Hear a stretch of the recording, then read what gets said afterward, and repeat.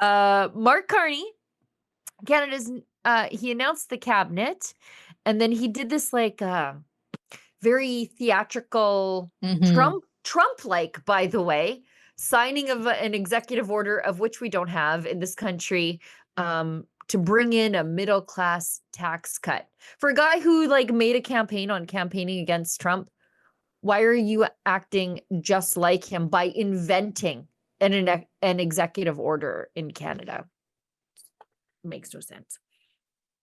As we look to build out this economy, it's my pleasure on behalf of the Cabinet to sign this order to deliver that tax cut et respecter nos engagements, notre engagement pour les Canadiens et les Canadiennes. Thank you very much. As we look. Oh, there's all the clapping seals. Yeah, it's just, this is just pure, it's a purely performative gesture that he did. And, you know, it's like Mark Carney's just off to the virtue signaling races. And this isn't how the Parliament works and implements things into law in Canada. It has to be signed off by the Governor General, not Mark Carney. So I don't know what he's signing. It looks like, you can see there's a little logo there. So it looks like it's some sort of formal document, you know, that he's doing big things. And that's not to say that a tax cut isn't very much welcome and isn't a big thing, but this is clearly performative in nature and nothing more than that. The Prime Minister doesn't sign off on things like this in Canada, but yeah, I'll have a report out. I hope later today it will be up on some of the other kind of Trump adjacent things that Carney has been doing. And of course, we'll share some clips of Poilievre, who's now basically calling him out for stealing some of their policies. And yeah, it's like, when did Carney all of a sudden become a conservative? Well, don't give him too much credit, because that massive middle class tax cut, and again, I'm for lowering taxes. Every little bit helps. But to pretend like this was some big sort of grand gesture, he lowered it from 15% down to 14.5% for the second half of 2025. And then down, you'll get the full 1% through 2026. So helpful, yes, you know, might save you a couple $100 on your tax bill. But this is not like the big like slash cut. We care about the little guy gesture that he made it seem. It's a 0.5 percentage point. Yeah. Yeah, great context always to add. And maybe, Sheila, that's worth a community note on X, because I see there's already one pending, just basically saying like, this doesn't mean anything because it's the Governor General who signs off on this stuff. So I love double checking. Like it's a great way for everyday people to be, you know, these fact checkers. And so by doing that, other people can see that kind of added context that's needed on some of these things, because otherwise, you know, you hope that you can take these things at face value. And as we continue to learn, you simply cannot. Meanwhile, Pierre Poilievre, leader of the official opposition, is calling out the Liberals for failing to deliver a budget.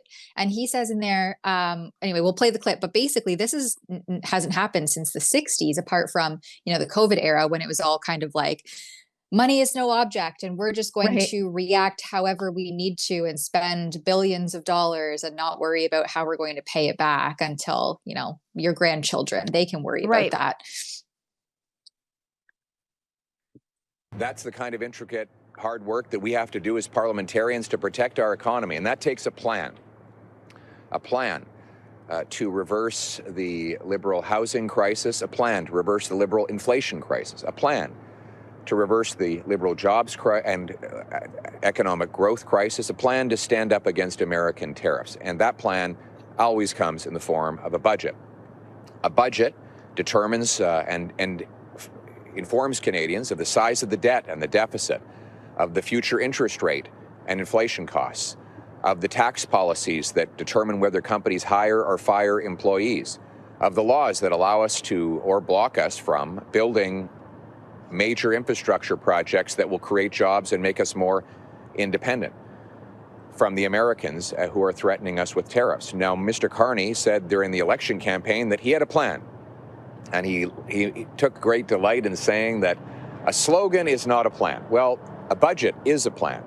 And if he does indeed have a plan, if he does know what he's doing, then he would introduce a budget so that Canadians know exactly what the finances are.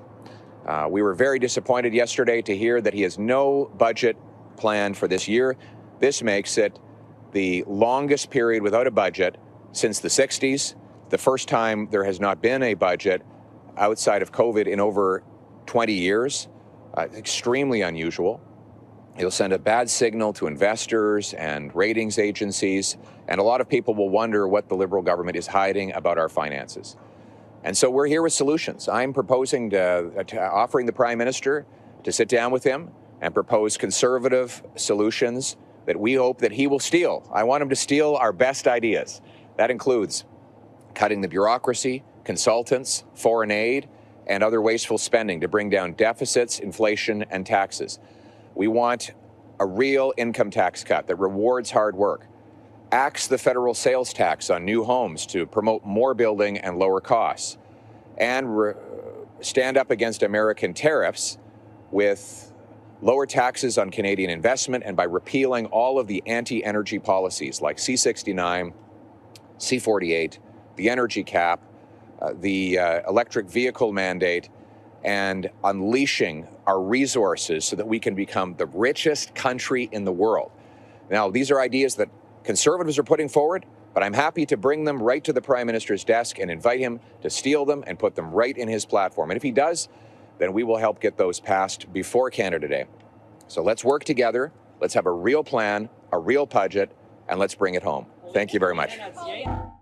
Canadians know the national anthem. They stand in silence to remember those who died for this country. But not every Canadian knows their rights and freedoms. The Freedom Passport will change that. It looks and feels like a Canadian passport, but contains the Canadian Charter of Rights and Freedoms in a portable, easy-to-read format. The Freedom Passport. Order one for yourself and for all the freedom lovers that you love at freedompassport.ca. I was Go just ahead, going to Sheila. say the Liberals, I'm not sure what they need a budget for. They just continue to spend money through special warrants, right? Like they one for, I think, $30 billion and another one for around $44 billion. These Governor General special warrants that are used to continue to fund the government during times of election periods, but because they prorogued Parliament for an extended period so that they could shuffle the deck so that they could install Mark Carney, they actually needed two of these special warrants. So 73 or $74 billion without any sort of parliamentary oversight. And then these yahoos say we're not even going to bring in a budget. And Fitch, the ratings agency, has already threatened to downgrade Canada's credit rating because of our debt load. This is just wholly irresponsible. And I hope the boomers in Ontario are happy with themselves. Yeah, and not all boomers. No, again, don't write me letters if you didn't vote for Carney. I'm not talking about you. I have some boomers in my life that are like, no, it's not us. We trying. We know it's not you. But the Liberals like slashing. If you slash the bureaucracy and you cut the consultants, what's left for a Liberal government to do? It's like they go hand in hand. That would mean, taking your cronies off the taxpayer siphon and the taxpayer trough. And I think that's very, very unlikely. But perhaps if the 0.5% tax cut has anything to do with it, maybe we're on the right track. Maybe, just maybe, we're on the right track. But I would say it's pretty doubtful, especially when we have, eco-radical and climate criminal Steven Guilbeault being, placed. It was all the worst of the worst that have been re-implemented as the Fraser front runners in Carney's cabinet selections, which Pierre Poilievre is also calling out specifically for the decision to keep the climate czar Steven Guilbeault in cabinet. Is Steven Guilbeault a threat to national unity in his current role as Minister of National Identity and Quebec Lieutenant? Yes, he is. Absolutely. I mean, I just find it astonishing that Mr. Carney would appoint a man who says we don't need any pipelines built. The Liberals went around the country pretending they had changed their minds about pipelines after 10 years of blocking them. But now one of Mr. Carney's top ministers comes out and says we don't need any more pipelines, and that he would work to block those pipelines. He wants to block road construction. He's against nuclear power. He's against all forms of economic development. And that will be bad for the entire country, to be clear, but especially antagonistic to the resource-producing provinces like Saskatchewan and Alberta, who rightly feel that they have been mistreated by this lost Liberal decade. So what we see, we have Mr. Guilbeault, who wants to block resource development. We have Sean Fraser, who created the immigration crisis and then the housing crisis. A new housing minister yesterday who says he doesn't want housing costs to go down. Presumably he wants them to go up, like they did when he nearly tripled them as mayor of Vancouver.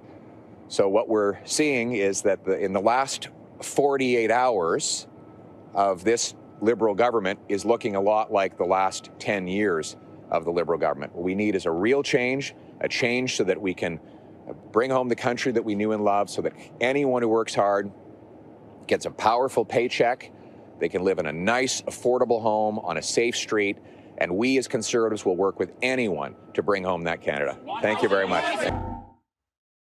Yeah, it's a lot of the same old failures just shuffled around. Like Guilbeault has gone from being the guy who stifled oil and gas at the Environment Ministry to the guy who's going to stifle free speech over at the Heritage Ministry. Like, he was given a lateral move. He should have been demoted. And when we are in absolutely a unity crisis in this country, I mean, 4 out of 10 Albertans want to leave, and 50% of them say, yeah, we should at least put this to the people. What does Carney do? Gives us the guy who caused so much of the division in the first place, and puts one of Guilbeault's acolytes into the Environment Ministry, Julie Drabusin. She has taken credit for the plastics ban. She is a radical anti-pipeline lunatic. She says it'll never be free to pollute again. And she's a radical anti-gun crazy person. So the person that he replaced Guilbeault with is just as bad as him, but also with this extra focus on Western culture by being anti-firearms. So well done, Mr. Carney. Yeah, it's just an added slap in the face to Albertans who, and many Canadians who were hopeful for a real change, a change in government. And I don't know, the elbows up Liberals, well, we'll see. As we said last week, Carney's elbows were pretty far down last week the week before when he met with President Trump at the Oval Office. So, yeah, I think more of looking like a dog with your tail between your legs to come from Mark Carney, and disguised by this these glamorous little Twitter clips and virtue signaling visuals. Who in their right mind thinks that this is change? And yet, if you wander into the X liberal verse, they're like, oh yeah, this is real change. This is a cabinet we can get behind. I'm like, they're the same failures as last time. Like, Sean Fraser has screwed up every portfolio he touched. Like, not only did he just maintain something as consistently bad, he actually made it worse. And now he's the AG. Like, now he's in charge of the laws of the land, screwed up immigration, screwed up housing. And they're like, you know what? You're the man for the justice system. We've got a real crime wave in this country, by the way. And now he's over there. What could possibly go wrong? It's all the same failures. I mean, yeah, and look at Anita Anand, Right. infamous at the beginning. Just she is one of the main pandemic profiteers very early on. Yeah. Her husband's company, well, he's the board of directors, Life Labs, was awarded. I'm just trying to pull it up here. I think it was almost $70 million worth of COVID related contracts for the test kits for foreign travelers, and then he was awarded another 1.9 million.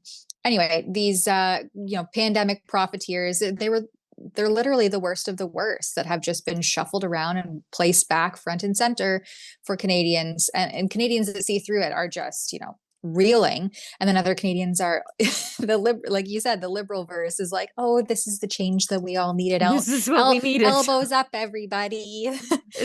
It's crazy. And slowly we turn into a country that is just owned by Brookfield Asset Management. Like, we're just going to call ourselves Brooktopia by the end of these 4 years, and everything's going to be done by Brookfield, and we're just going to live in our Brookfield cubicles. You will own nothing and you will be happy, Sheila. You better believe it.